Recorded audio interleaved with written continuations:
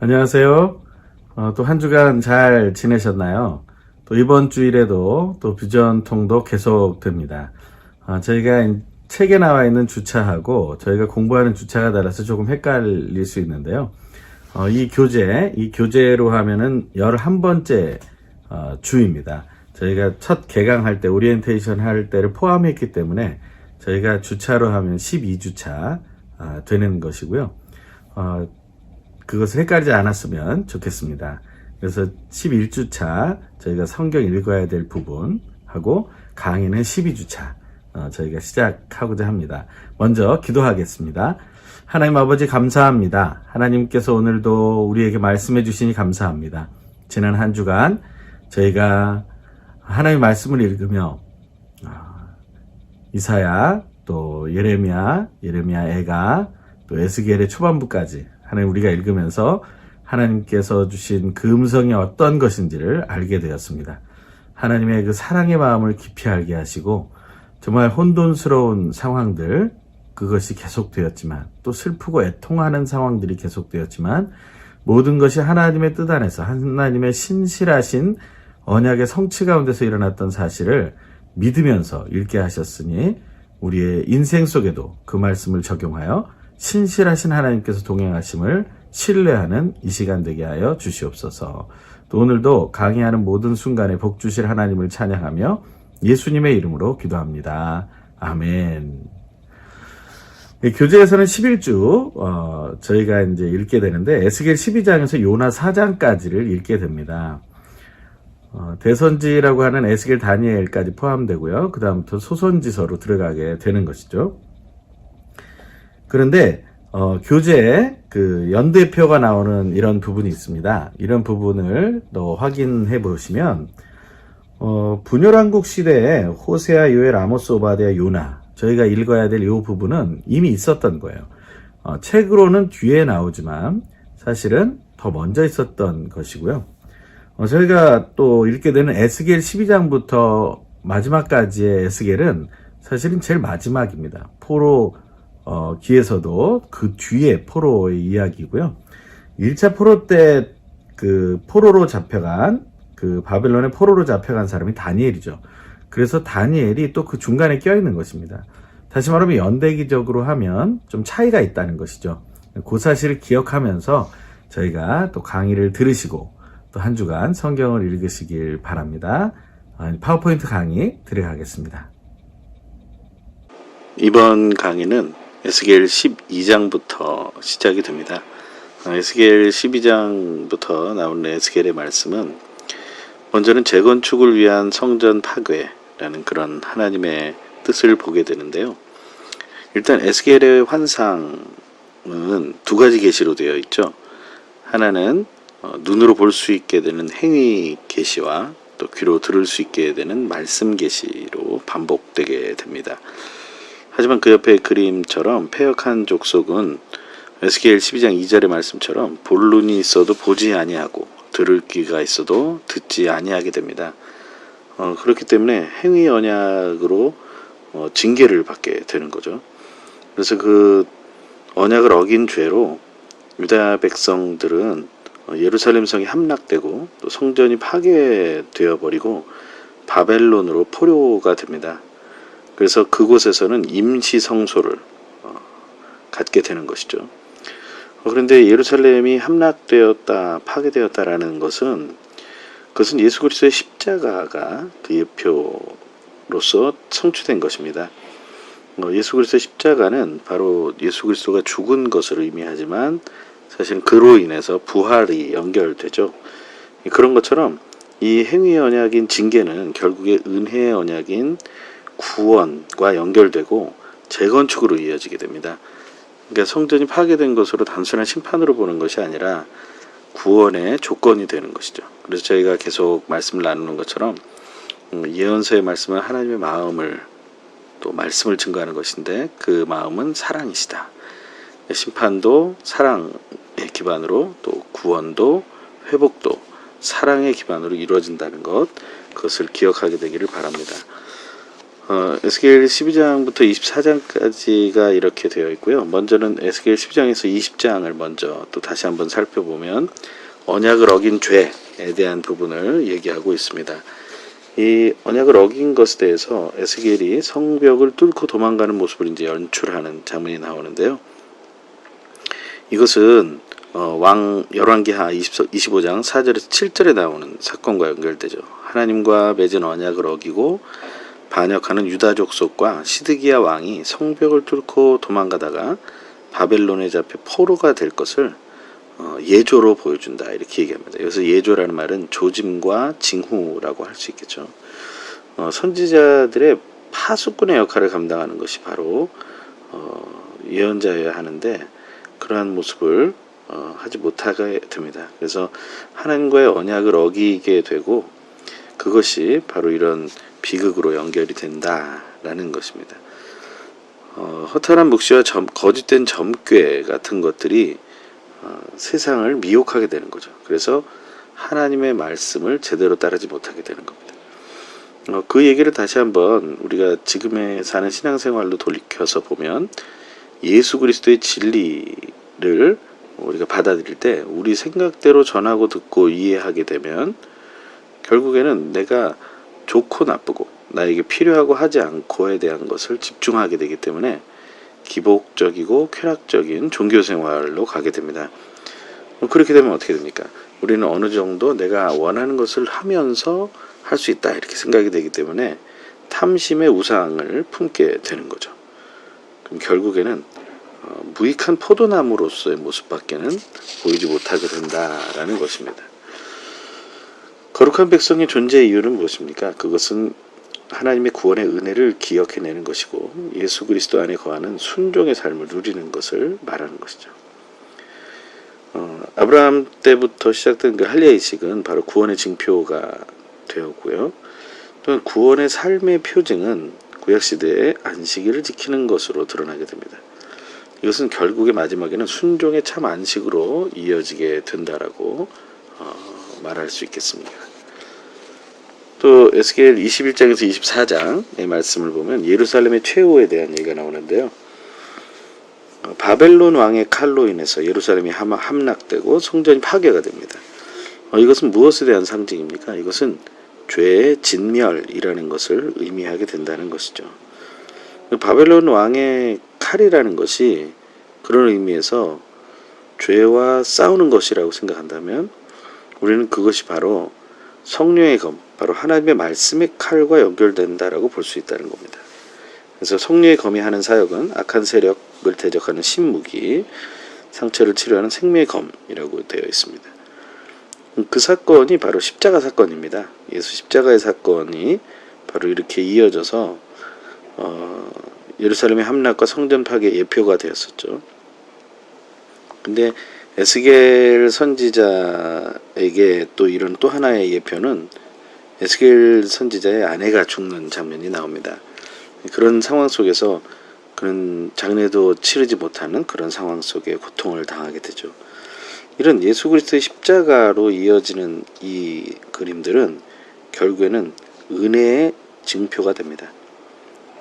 그래서 비진리와 사망과 불순종, 이 교만이라는 것이 지배하고 있는 우리의 현실을 말씀의 칼끝, 다시 말하면 그 날선 검으로 인해서 우리를 진리와 생명과 순종으로 이끌게 된다라는 것을 우리는 소망의 말씀으로 얻게 됩니다. 이제 두 번째 이야기는 에스겔 25장에서 39장까지 또 단락을 나누기 원합니다.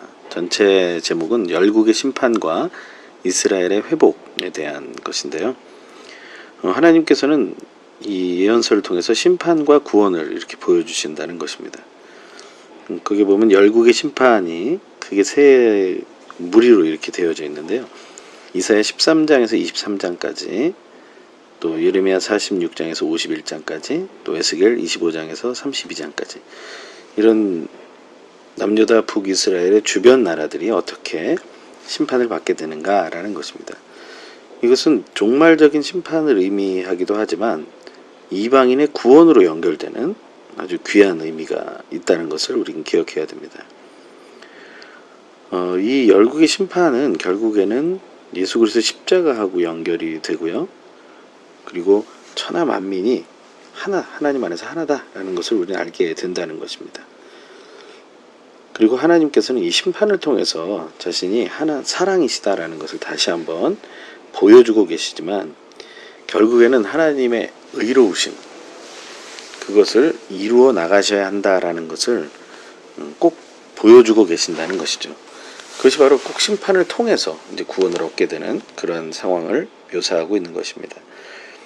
이스라엘의 회복은 은혜를 통한 하나님의 자기 계시를 통해서 되어지는 것이고요. 그것은 바로 예수 그리스도의 이 땅에 오심과 또 공생애, 그리고 십자가의 죽으심, 또 사흘 만에 부활하시고 승천하신 그런 모든 과정들 속에서 알게 됩니다. 에스겔 25장에서 32장은 이제 열국의 심판에 대한 얘기를 먼저 하고 있는데요. 에스겔서에 보면 여러 가지 징계와 심판의 이야기가 계속됩니다. 1장부터 32장까지를 쭉 나눠 놓았는데요. 그런 상황 속에서 이스라엘의 징계에도 하나님 빼놓지 않으시고 주변 국가인 암몬, 모압, 에돔, 블레셋을 심판하시겠다는 말씀, 이들의 한 일은 하나님의 나라 건설을 방해하는 대적의 역할을 했다는 것이고요. 이 두로 심판, 에스겔 26장에서 28절, 이것은 세속 문화의 상징이며 세상 임금 노릇을 하는 그 사탄에 대한 심판을 얘기하고 있습니다. 또 에스겔 28장에 나오는 시돈 심판은 우상 숭배에 대한 하나님의 심판을 얘기하고 있고요. 에스겔 29장에 32장은 애굽, 이집트를 심판하는 내용이 나오게 됩니다. 이 이집트는 사실은 세속에 물든 옛사람의 자화상에 대한 것을 보여주는 것이고요. 그것을 하나님이 제거하기를 원하신다는 겁니다.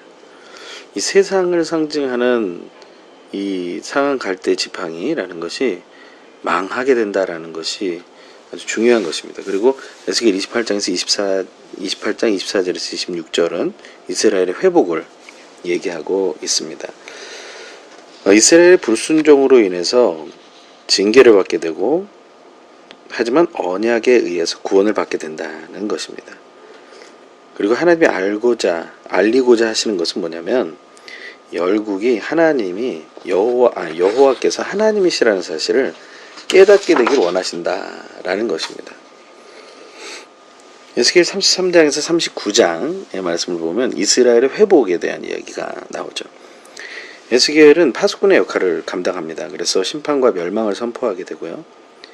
하지만 하나님은 악인이 죽는 것을 기뻐하지 않으세요. 우리는 악인이 뭔가 잘못되고 벌받으면 기쁠 것 같잖아요. 하지만 하나님의 마음은 그렇지 않습니다. 하나님의 마음은 악인과 의인 모두가 다 하나님의 피조물이라는 사실, 사랑의 대상이라는 사실을 기억해야 되는 것이죠. 심판과 멸망의 선포가 1장 32장까지 나왔는데, 그것이 예루살렘 성 함락으로 이어지게 되고요. 33장에서 48장까지 회복과 구원의 선포로 이어지게 되는 겁니다. 그래서 한 선지자의 외침이 예언의 성취를 가져오고, 그것이 바로 그리스도의 복음과 연결되어진다라는 것입니다. 그리고 그리스도의 복음은 새 언약의 복음이 되고요. 결국에는 그 예언의 성취가 예수 그리스도, 그분의 말씀과 연결되며 모든 것이 회복된다라는 것입니다.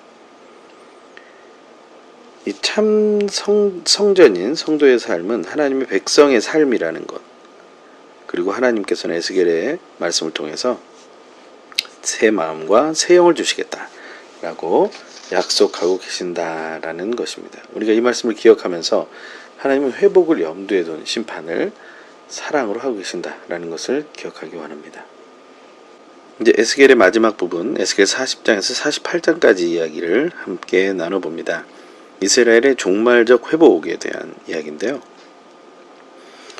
선지서 17권의 중심 내용이 무엇이냐라고 한다면, 그것은 성전에 대한 이야기가 나옵니다. 성전이 파괴되고 또 바빌론 포로 70년이 있고 바빌론 포로 해방이 된 후에 성전이 재건된다라는 것이죠. 그것에 대해서 에스겔은 환상으로 그 성전 재건의 확증을 보여주고 있다라는 것입니다. 예루살렘 새 성전은 스룹바벨 성전과는 같지 않은 것인데요. 이것은 오히려 요한계시록과 유사하다는 것을 우리는 볼 수 있습니다.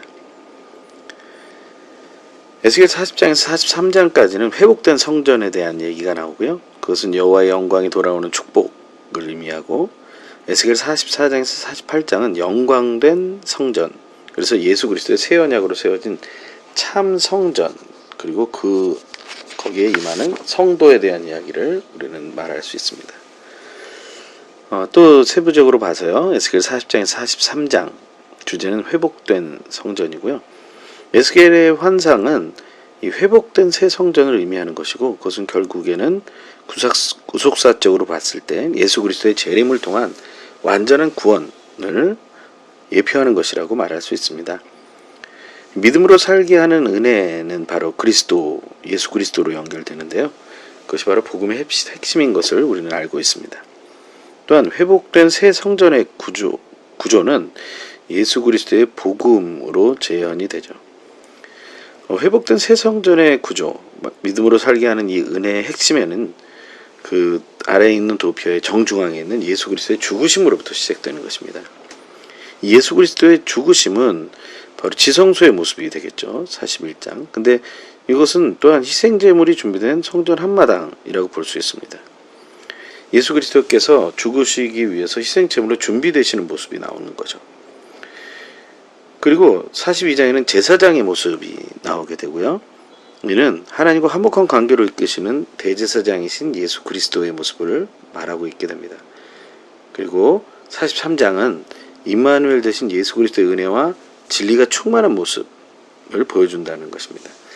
예수 그리스도의 죽으심, 그 십자가 사건을 통해서 알게 되는 것은 무엇입니까? 그것은 바로 순종이고, 그것 때문에 이 심판을 이기고 구원의 자리로 갈 수 있는 은혜가 이루어지게 되는 것이죠. 끝부분입니다. 에스겔 44장에서 48장, 이 영광된 성전이라는 주제로 살펴보면, 이 회복된 새 성전은 새 예배의 회복을 말하고요. 그것은 생명수에 넘쳐나는 것을 말합니다. 그래서 거룩한 새 땅이라는 것을 우리가 소망하게 되는 것이고요. 여호와께서 거기 계신다라는 뜻의 여호와 삼마라는 것, 그 말과 연결되고 에스겔은 마무리가 되죠. 그 여호와 삼마라는 것은 하나님과 함께하는 삶을 얘기하는 것이고요. 그것은 구원 역사의 완성을 말하는 것입니다. 이처럼 하나님의 역사가 이루어지는 그것을 우리는 영광스러운 은혜라고 할 수 있는데요. 이 은혜를 받을 대상은 바로 소망을 둔 백성들입니다. 하나님의 백성들. 그들은 예수 그리스도의 할례를 받은 영광된 성전이 되고요. 베드로가 얘기하는 왕 같은 제사장의 역할을 감당하게 됩니다. 하나님과 예수 그리스도로 말미암아 생명수가 우리에게 주어지게 되고요. 그것은 거룩하게 구별된 산제물의 삶이고, 나는 주고 예수로 살아가는 그러한 순종의 삶을 말하게 되는 것입니다. 여기까지 우리는 에스겔에 대한 말씀을 마치게 되었고요. 하나님이 성전을 무너뜨리신 이유는 다시 건축하기 위해서다. 성전이 무너진 것만으로 끝나지 않는다라는 사실을 우리는 알게 되기를 바랍니다. 이제 다니엘로 들어갑니다. 다니엘은 1장에서 7장까지는 이방 나라의 역사에 대한 이야기, 그 바벨론과 메데, 바사에 대한 이야기이고요. 다니엘 8장에서 12장은 이스라엘의 역사를 이야기합니다. 다시 말하면 이스라엘의 침묵 시대를 말하고 있다고 할 수 있습니다. 다니엘 전체 구속사적인 관점에서 바라보면 뜨인 돌이신 예수 그리스도에 대한 것입니다. 다니엘은 바벨론 1차 포로 시기에 바벨론으로 잡혀가게 되는데요. 뜨인 돌이 열국을 무너뜨릴 것을 이제 환상 중에 보고 예언하게 되죠. 그 뜨인 돌이 바로 예수 그리스도의 예표가 되는 것입니다. 이것은 바로 하나님이 천하의 주인이심을 알리는 그런 의미를 담고 있게 되는데요. 침묵시대 이후에 이 예언이 성취가 되고, 이것은 하나님 나라를 세워서 영적 이스라엘의 구원 역사를 성취하는 것과 이제 이어지게 되는 것입니다. 다니엘서를 크게 보면 1장에서 7장 이방 나라의 역사, 다니엘서 8장에서 12장 이스라엘의 역사로 나눠진다고 했는데요. 먼저 다니엘서는 에스겔의 예언의 성취라는 사실을 우리는 보게 됩니다. 에스겔서 36장 23절 한번 같이 한번 읽어볼까요? 내가 그들의 눈앞에서 너희로 말미암아 나의 거룩함을 나타내리니 내가 여호와인 줄을 여러 나라 사람이 알리라. 아멘. 에스겔의 예언에서 그 성취된 것이 바로 풀무불 사건, 사자굴 사건이죠. 풀무불 사건은 다니엘의 세 친구에 대한 이야기고요. 사자굴 사건은 다니엘의 사건이죠. 사람을 구원할 수는 오직 하나님이라는 조서를 반포하게 됩니다. 느부갓네살도 그렇고 다리오도 그렇고, 이것은 바로 이 사건을 통해서 하나님의 거룩하심이 드러났다라는 것이죠. 이방 나라의 역사는 하나님 나라에 의해 무너질 세속 나라의 역사이고요. 교만한 옛사람의 자화상이라고 오늘의 그리스도인의 입장에서는 말할 수 있을 것입니다. 또한 이스라엘의 역사는 세속 나라 속에서 하나님의 거룩을 나타내는 것을 의미하고, 포로로 잡혀가지만 귀환을 하게 되죠. 그리고 이것은 구속사적인 관점에서 보면 예수 그리스도로 성취되는 구원 역사를 의미하게 된다는 것입니다. 또 다니엘의 말씀은 다니엘의 1장에서 7장까지 먼저 볼 수 있는데요. 그것은 영원한 나라라는 주제로 보게 됩니다. 세상 나라의 상징적인 머리는 바벨론이 되겠고요. 바벨론이 가장 유명했던 왕은 느부갓네살 왕이죠. 그 왕의 꿈을 꾸게 됩니다. 아주 큰 신상을 보게 되는데 여러 가지 재료를 통해서 세워지게 되어 있죠. 하지만 이 하나님께서 세우는 한 나라가 있다는 것을 보여준다는 것입니다. 이 큰 신상이 뜨인 돌로 인해서 부딪혀서 다 깨지게 되는데요. 하나님이 세우는 한 나라는 바로 영원한 나라가 되는 것입니다. 느부갓네살 왕의 조서는 하나님의 거룩하신 사건을 보면서 하나의 증거를 하게 되고요. 그 이후에 이스라엘의 포로로 된 자들이 계속해서 바벨론을 지나 메대와 바사로 갈 때 그 다리오 왕의 조서를 통해서 이것은 확증이 되게 되는 겁니다. 그래서 이 영원한 나라는 바로 메시아 왕국을 말하는 것이고요. 완전한 성취는 예수 그리스도의 재림을 통해서 이루어진다라고 성경은 말하고 있습니다. 좀 세부적으로 들어가서 다니엘서 1장에서 6장까지의 내용을 보면 바벨론과 메대, 바사에 대한 이야기인데요. 말씀드린 것처럼 다니엘은 바벨론 1차 포로 시기입니다. 그리고서 메대, 다리오 시대, 그리고 바사 고레스 시대를 거치는 한 70년의 여정을 포로기로 보내게 되죠. 하지만 사드락과 메삭과 아벳느고는 잠시 나오게 됩니다. 왕의 진미와 포도주를 먹지 않는 다니엘의 모습과 비슷한 모습을 해서 세상의 진미와 분노의 포도주라는, 어떻게 보면 우상숭배와 세속문화에 취하게 하는 이런 것들을 포기했다라는 것입니다. 절제하고 취하지 않았다. 느부갓네살 왕의 그 꿈이 있죠. 그것이 바로 금신상하고 큰 나무의 꿈인데요. 영원한 하나님의 나라에 대한 소망을 얘기하고 풀무불에서 뜨인 돌에 의한 구원을 의미합니다. 그리고 교만한 인간은 떨어지게 되고요. 하나님의 나라, 하나님이 사람 나라를 주관하신다는 것을 보여주는 것입니다. 다니엘 마지막에 나오는 벨사살 왕은 이 교만함 때문에 하나님의 손가락이 나타나서 글씨로 심판하게 되죠. 메네 메네 데겔 우바르신이라는 말이었는데요. 이 메대와 바사가 시작되게 되는 것입니다. 바벨론이 멸망하게 되는 것이죠.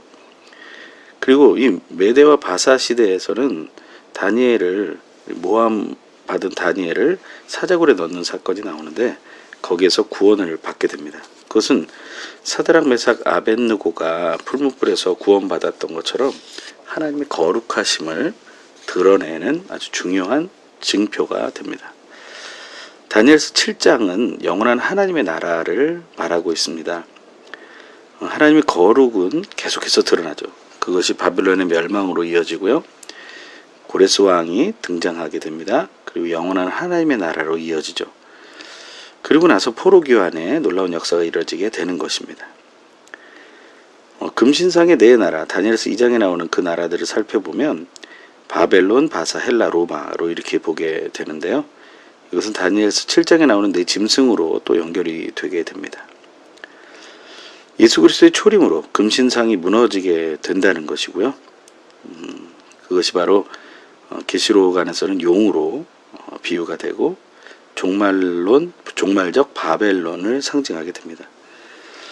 이 금신상이 초림에서 무너졌다면 그리스도의 재림으로 종말적인 바벨론, 그 사탄의 세력이 모두 무너지는 것을 의미하게 됩니다. 그래서 이것을 믿고 따르는 성도는 영원한 하나님 나라의 백성이 되고 예수를 믿음으로 승리를 얻게 된다는 것을 말해주고 있습니다.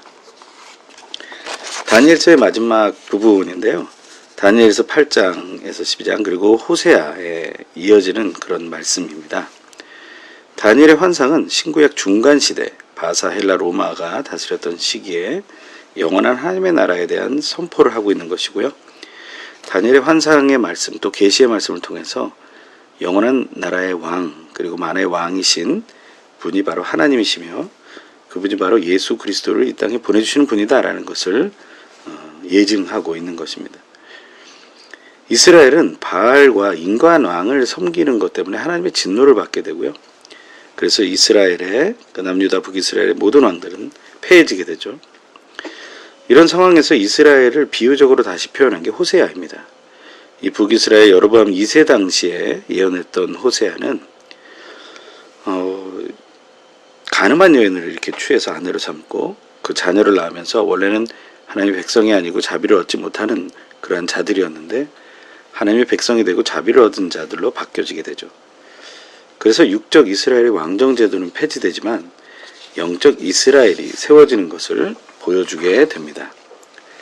다니엘서 뒷부분 8장에서 12장을 다시 한번 살펴보면 우린 침묵시대라고 비전 통독을 통해 배우게 되는데요. 구약과 신약 사이에 바사, 헬라, 로마 이런 시대가 있었습니다. 성경에서는 바사를 숫양에 헬라는 숫염소에 비유가 되는데요. 그 헬라는 4분열되죠. 그래서 카산드로스, 리시마코스, 프토레마이오스, 셀레우코스라는 그런 사람들로 인해서 다 4분됩니다. 하지만 이것은 더 분열이 되게 되죠. 역사적으로. 이 셀레우코스가 바로 안티코스 에피파네스 4세와 연결이 되고요. 이것은 또 신약 교회 시대의 구약의 적그리스도하고 비유가 되기도 합니다. 다니엘의 전쟁 환상이 계시되는 것은요, 사탄과 영적 전쟁을 말하고 있는 것인데, 이 사탄과의 영적 전쟁은 우리가 패망하는 전쟁이 아니라 승리하는 전쟁이며 하나님의 구원의 역사의 완성이기 때문에 오히려 구원의 확신을 주는 그러한 전쟁 환상 계시라고 볼 수 있습니다. 포로시대 70년의 비밀의 해결의 실마리는 바로 신약의 교회 시대와 연결이 되는데요. 이 포로시대 70년의 생각을 해보면 저희는 경계해야 할 것들이 있구나라는 사실을 하나님이 미리 알려주신다는 사실을 알게 됩니다. 다니엘까지 저희가 큰 선지서를 보았고요. 다음에는 저희가 소예언서들 또 몇 개를 보도록 하겠습니다. 잠시 후에 만나겠습니다.